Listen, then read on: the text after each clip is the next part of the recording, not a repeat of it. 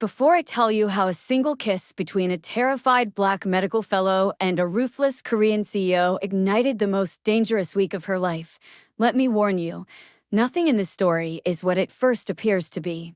Shadows move differently in Seoul when power is involved, and secrets, especially the kind sealed by lips, have a way of chasing the people who never ask to keep them. If you're already feeling the tension creeping through these opening lines, hit like, subscribe, and tell me where you're watching from, because where you stand might just change how you view what happened next, because on the night Adana Okoye's life split into a before and after, I was there, standing only a few feet away when destiny yanked her into the crosshairs of a man who ruled the city like a silent storm. It began with sirens, sharp, hungry, and echoing between the shimmering glass towers of Gangnam, cutting through the humid dusk, as a crowd surged like a single furious creature outside Daehan Biotech's headquarters. Protest signs slapped the air, drones buzzed overhead like metallic insects, reporters shoved microphones into faces desperate to be heard, demanding justice, answers, something. And right in the middle of that chaos was Adana, clutching her tote bag like a shield as she tried to squeeze past the mob, unaware that someone had mistaken her for the anonymous whistleblower who'd accused the company of corruption. I could see the fear pinching her brows as she tried to ask a police officer for directions, but he barely glanced at her until a protester yelled, "That's her. That's the woman." And suddenly, the crowd shifted its weight toward her like a tidal wave learning how to crush. I remember the way she froze, like a deer realizing the forest has gone silent for a reason, and I remember the moment security forces spotted her and changed formation, tightening their circle. She wasn't a danger. She wasn't even involved. She was just in the wrong place at the most catastrophic moment.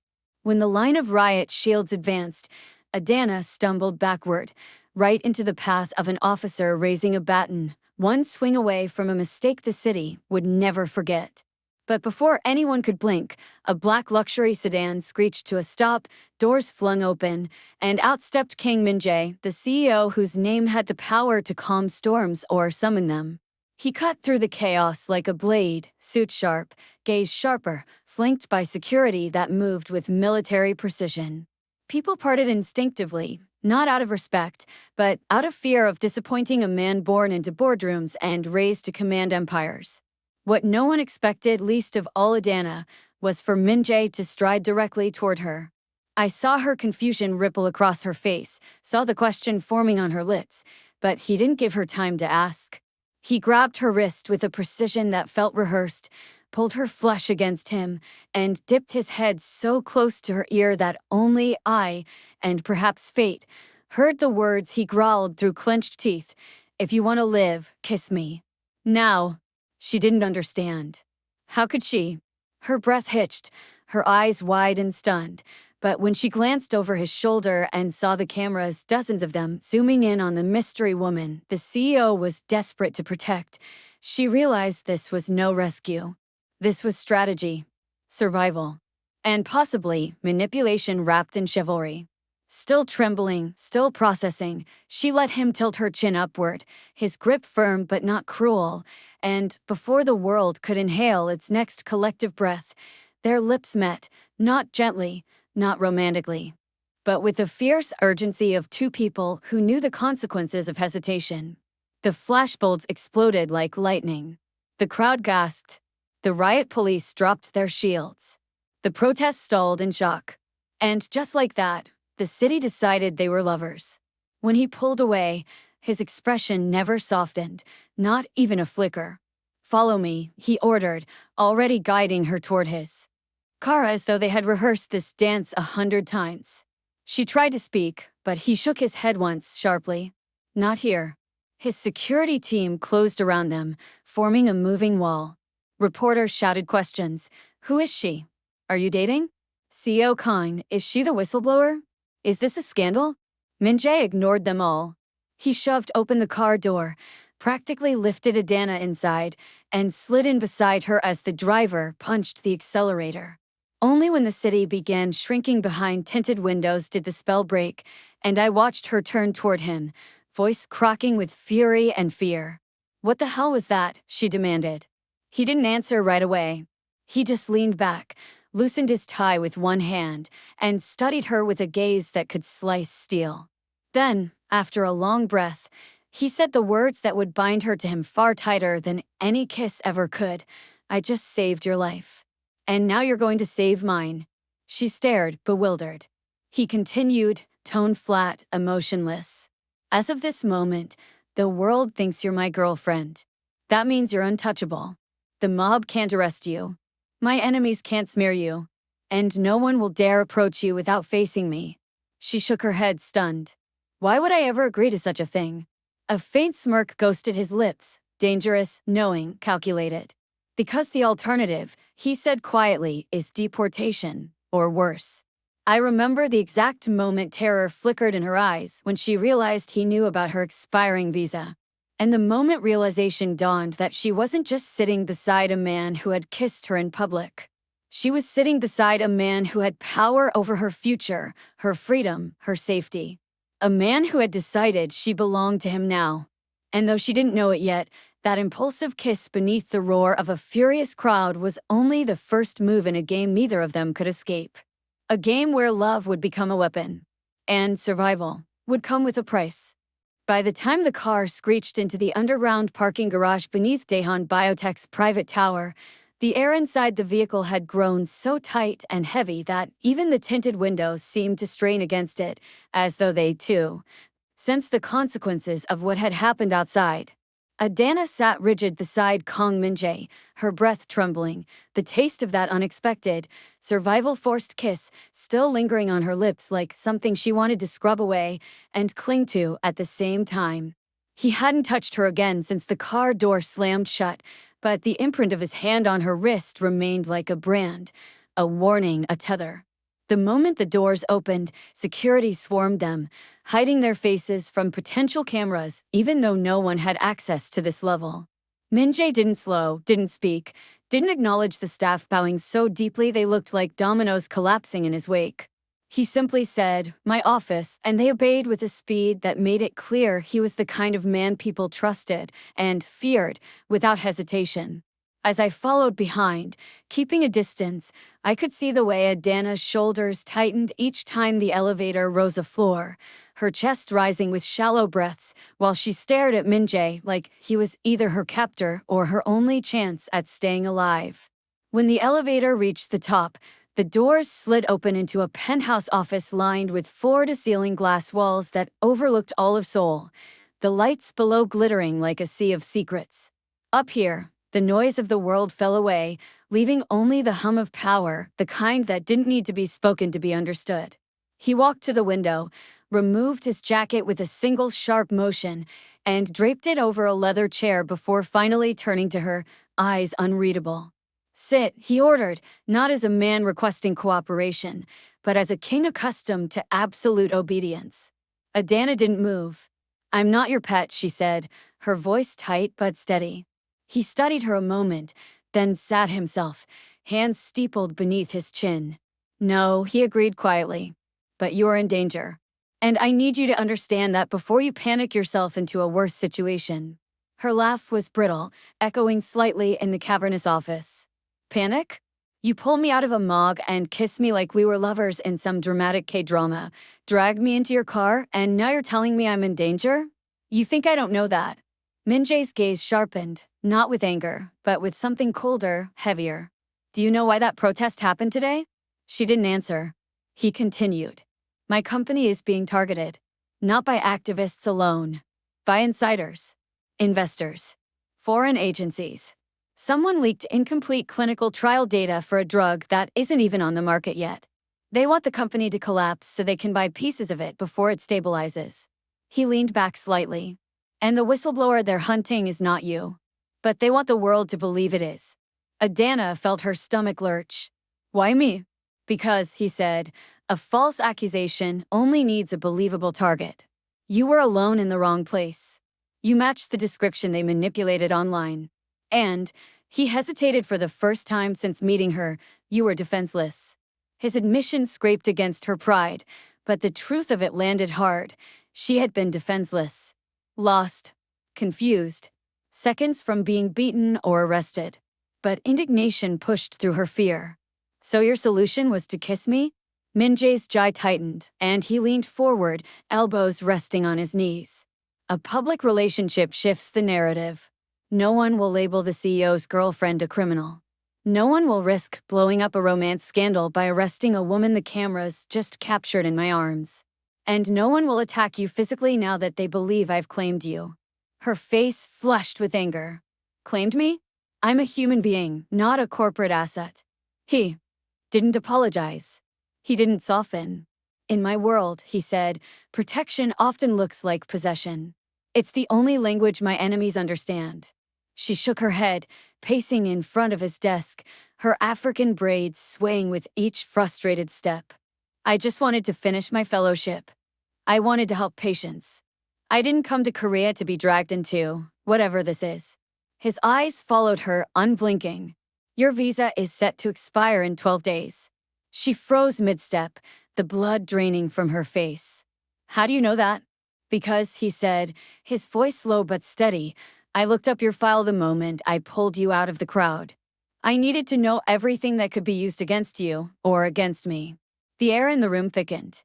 If immigration flags you, he continued, they won't just deport you. They'll detain you first.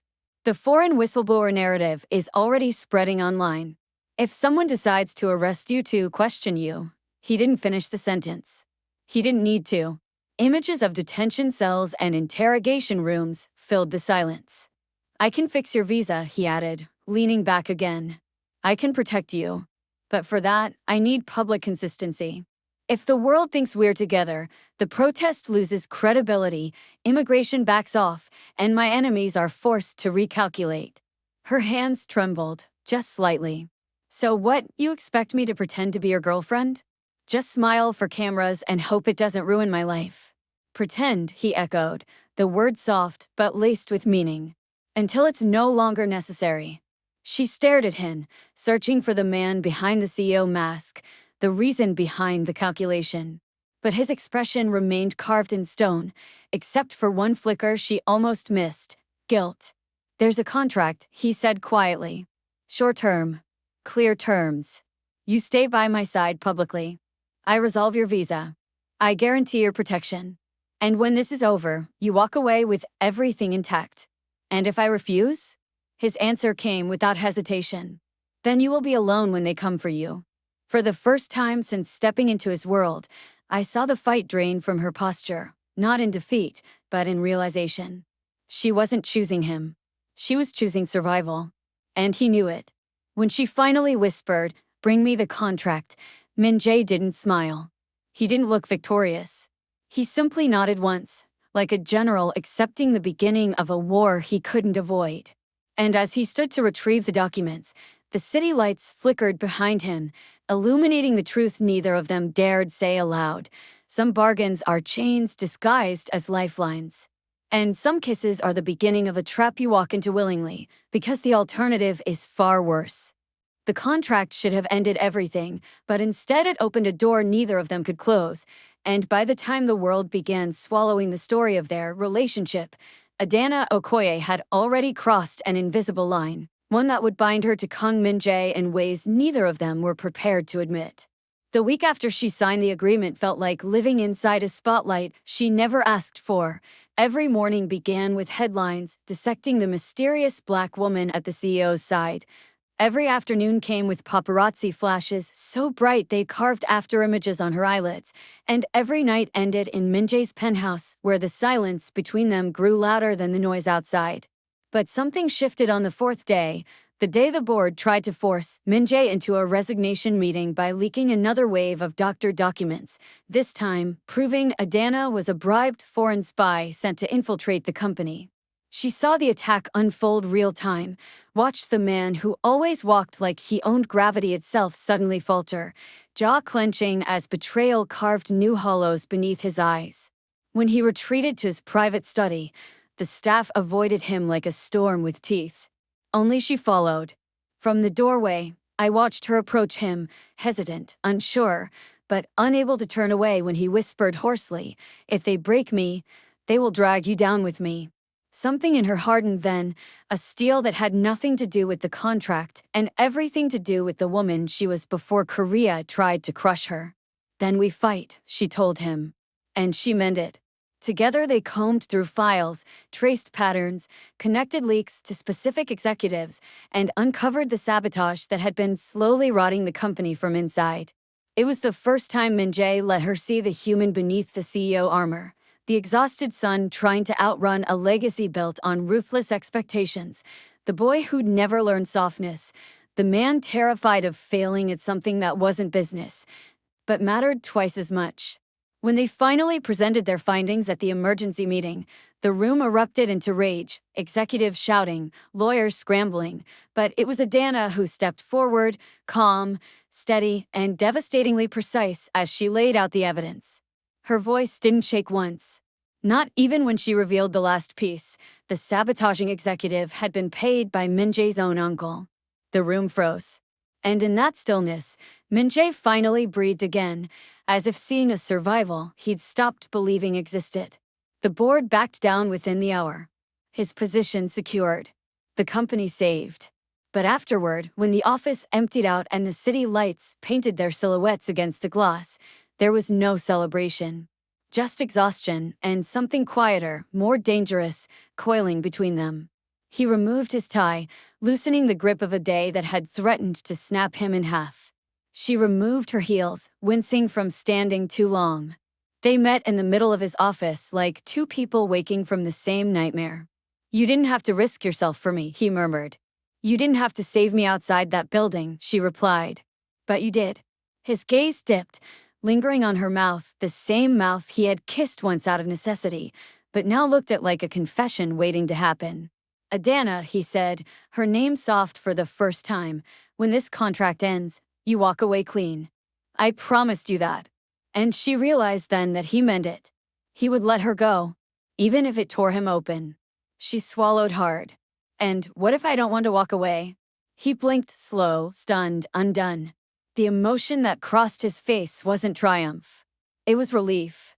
The kind a drowning man feels when his hand finally finds shore. When he stepped toward her, she didn't step back. When he lifted a hand to her cheek, she leaned into it. And when he kissed her, truly kissed her, there was no crowd, no camera, no contract, no danger forcing the moment. Only two people who had survived something together. Two people who had stopped pretending. His mouth was warm, searching, reverent. Her fingers curled in his shirt, pulling him closer as though claiming the man who had once claimed her for the sake of strategy. But this time, the claim was mutual. And when they finally broke apart, breathless, foreheads touching, the truth settled between them with a certainty neither could deny.